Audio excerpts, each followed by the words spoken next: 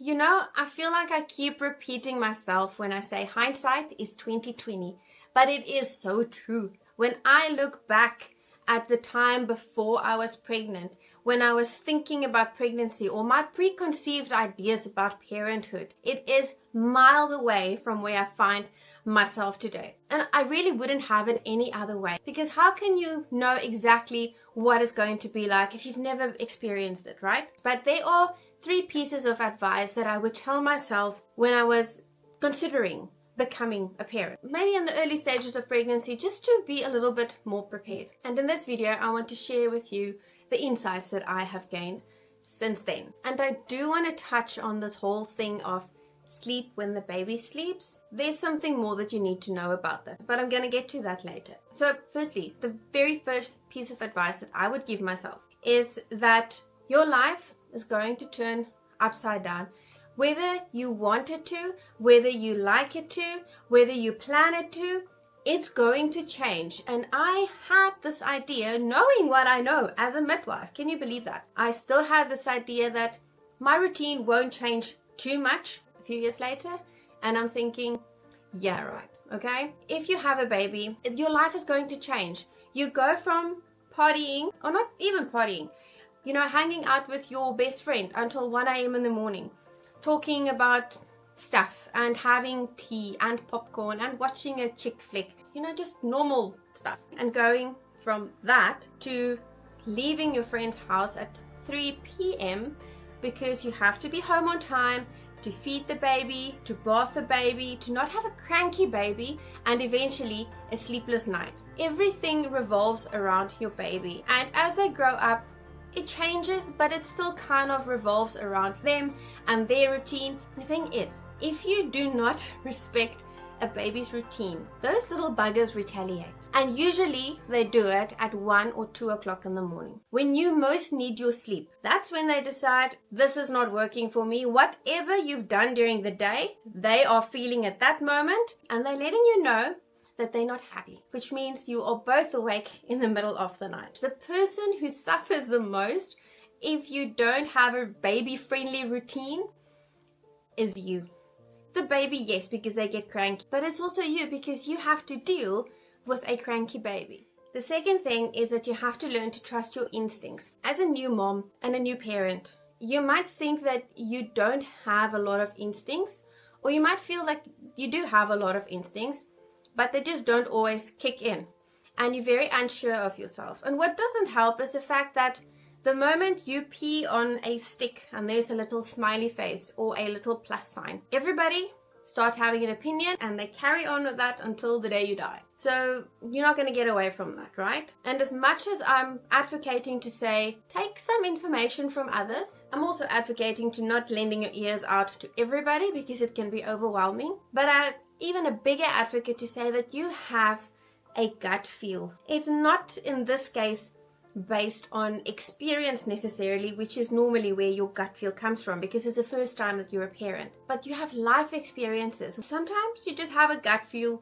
that something is not okay with what people are telling you. And that's the moment where you need to decide, okay, what am I going to do about this? Am I going to listen to them, potentially not be happy about it because my gut might be wrong? Or am I just going to say, listen, this is what I hear, this is what my gut tells me, let me just find out what the truth is. And then the last thing that I would tell myself is that perfection is overrated. Completely. It's understandable that we are all trying to be the best version of ourselves, or the mothers that we think we can be.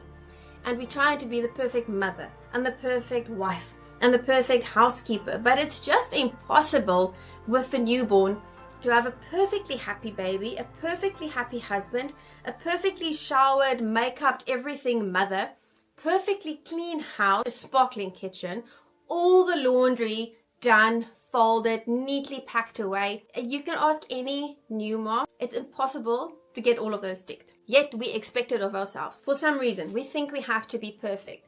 And it's causing so much anxiety and distress in moms trying to be so perfect that you forget about the one thing that is the most important in those first couple of weeks or months, which is bonding with your baby and making memories. If you look back at the first couple of months, what would you like to remember about that time? Would you like to remember the time that you spent with your baby on your chest, bonding, walking in the garden, or just cuddling on the couch, looking at this little miracle that you've made? Or do you want to remember how you were running between household tasks and how your baby's crying made you feel exceptionally guilty, but the moment you attended to your baby, you knew the kitchen was going to be a disaster. You cleaned the kitchen, then you knew the laundry was waiting. That can be your life for weeks on end, because a baby is a 24/7 job. And it really doesn't matter. There are just a couple of things that a baby needs. They need to be fed, they need to be dry, they need to sleep, so someplace safe to sleep, and they need to be loved. The how is very often less important than the what. We all know, for instance, breastfeeding is the best food for your baby. But now, if you are struggling to breastfeed, you can sit with the guilt of not being able to breastfeed your child for weeks and months on end, because perhaps you feel that you are not the perfect mother because you are unable to breastfeed your child.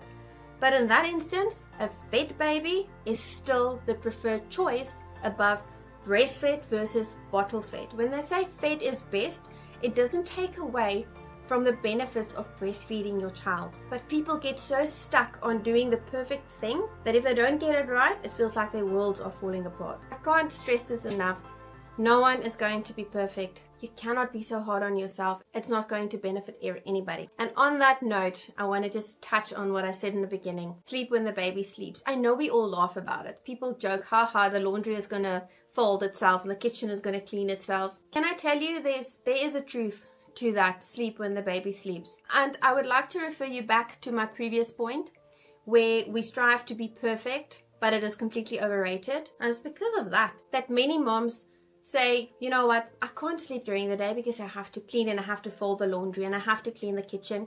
I can't sleep. Yes, but you also don't sleep at night. So why should you feel guilty if you have a nap at 11 a.m. in the morning or at 5 p.m. in the evening? Yes, for a normal person who doesn't have a newborn, that might be a little bit odd, but they sleep at night. You're exhausted, so if there is a chance during the day, why should you not catch up on that? You don't necessarily clean the kitchen in the middle of the night, but that is often where the whole "it takes a village to raise a child" come in, where your partner or your family or friends step in and you allow them to help, to say, you know what, okay, I haven't cleaned my house today, but you want to come over tonight? If you can give me a hand with the dishes, then I'd love to hang out with you. I know it sounds awkward and many of you are going to say, I will never do that. That's okay. All I'm saying is it is not completely a laughing matter that you shouldn't be sleeping when your baby sleeps.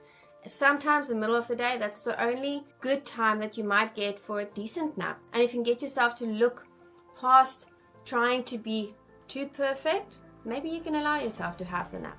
So one example for me when I completely ignored my gut, and it's a little bit further down the line, but I learned a very hard lesson, was with potty training. So my girls were born prem. They were late bloomers, so they walked a little bit later, they talked a little bit later, which can be common with prem babies. It can also be common with babies that are not prem. I knew that they developed at their own pace.